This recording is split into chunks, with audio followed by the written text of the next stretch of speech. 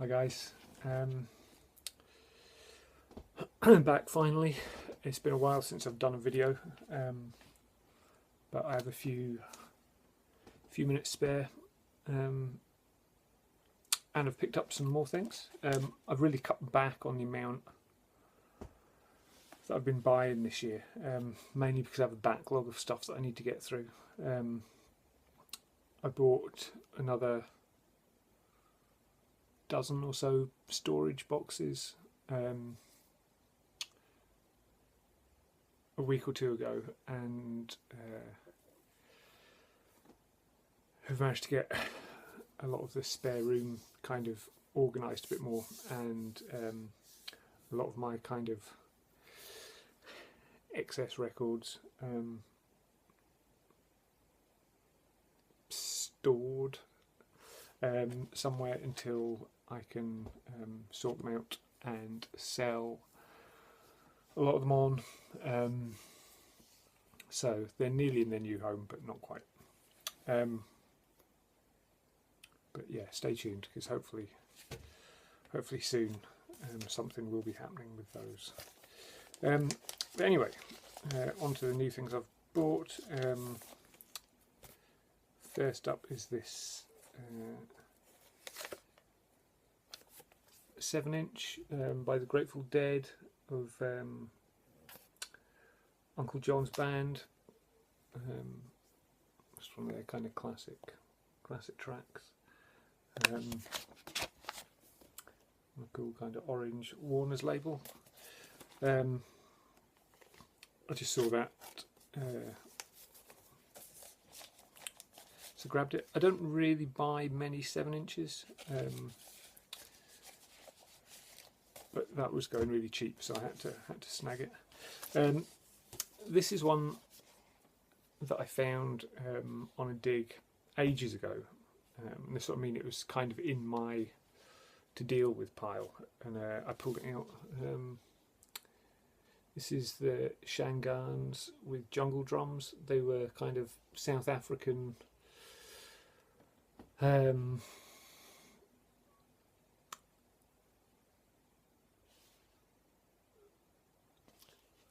would probably get classed as psychedelic a lot of the time, but it isn't really. It's probably more of that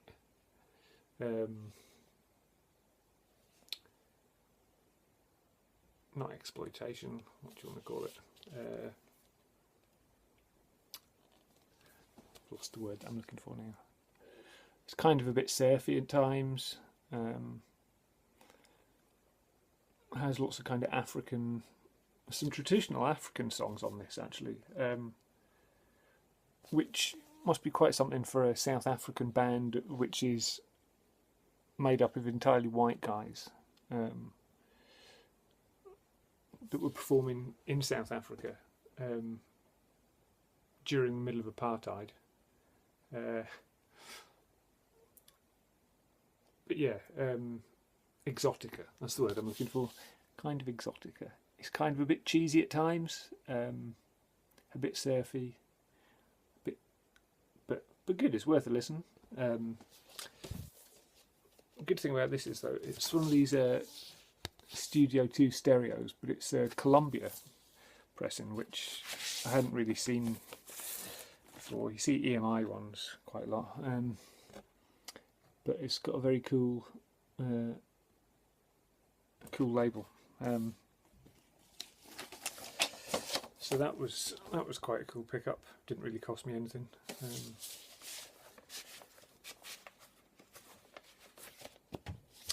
I picked up this album by Carol Grimes called Warm Blood.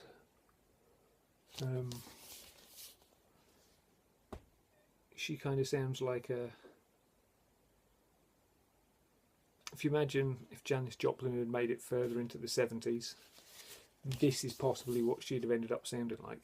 You know how a lot of those 60s bands, the way their music evolved once they got into the 70s? Well, if you can imagine that happening to Janis Joplin, that is what this reminds me of. It's got a much more 70s feel to it, but that same kind of vocal stance.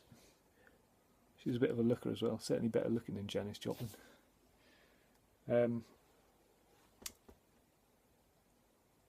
Yeah, and she's backed up by a whole load of good musicians that have worked with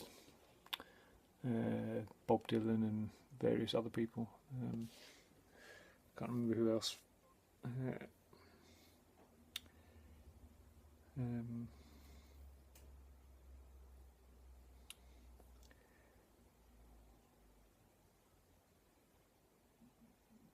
Yeah, so a lot of they've worked with Leonard Cohen, Bob Dylan, Aretha Franklin. So it's a good backing group she's got, and the main reason I picked this up, besides it was pretty cheap, is it was on my kind of beloved Caroline label. Get that not to be quite. The sun's actually shining here today, which is fine. There we go. Caroline was this Virgin offshoot, kind of budget version of the normal Virgin label. I also picked this up, which is the debut album from UFO. This is pretty cool. I don't think it's as good as Flying, but there's still some good stuff on this. This isn't a UK. I think this is a German pressing from the 70s. On the Nova label, which is quite cool. But yeah, good. Again, I got this cheap. I think it cost me less than a tenner, which I was happy with, because original UK pressings are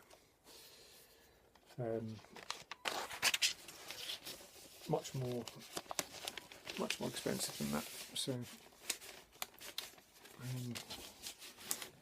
And finally, a new release,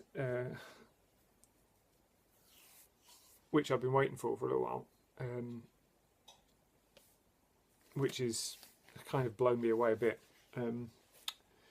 is this album by Jarvis Cocker and Chili Gonzales called Room 29, which is basically a song cycle about Room 29, which is probably the most famous hotel room in the world. Anyone's stayed there, pretty much. And as a result of its notoriety, it's become more of a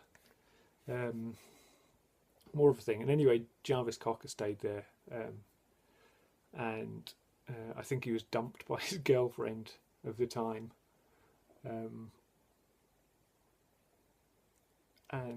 Anyway, yeah, it says here on the back here, look, it's a song cycle about a piano in a hotel room. So that's what it is. It's kind of, if you've heard any of Chili Gonzales's more recent work, his solo piano stuff, you'll have an idea of what this is like musically. Or you could look at it as a pulp album that is just Jarvis accompanied by a pianist, which is kind of the way I look at it, because he's still got his pretty wry lyrics in there, but this is really good. And I bought this version and then discovered that this is going to be one of the releases for Record Store Day, so I'm going to try and get the Record Store Day version of this as well. I think it comes in a nice kind of Hessian sleeve, with the same kind of gold letters. But yeah, I can highly recommend this. It's released on Deutsche Grammophon.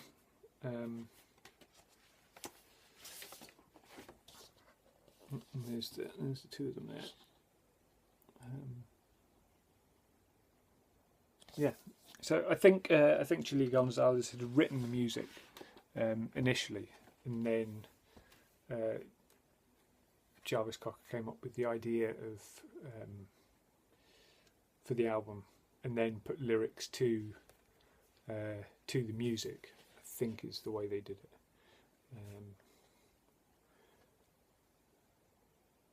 But it works really good, really good. If you just want a really chilled out listen some evening, this is the one to go for. Yeah, so that's it. Coming on 11 minutes, that's plenty long enough. Hopefully I'll get this uploaded tonight. Record store day in a couple of weeks. I saw the list the other day. It actually lands on my birthday this year, so that's great. It's always around my birthday, but it's actually on my birthday. So hopefully friends and relatives will be primed to give me some cashola for my birthday, and then I can spend it. It's the only way I can afford to buy the ridiculous prices things on Record Store Day are. So I'm kind of lucky that way. But yeah, hope everyone's fine. Take care, and I'll see you soon.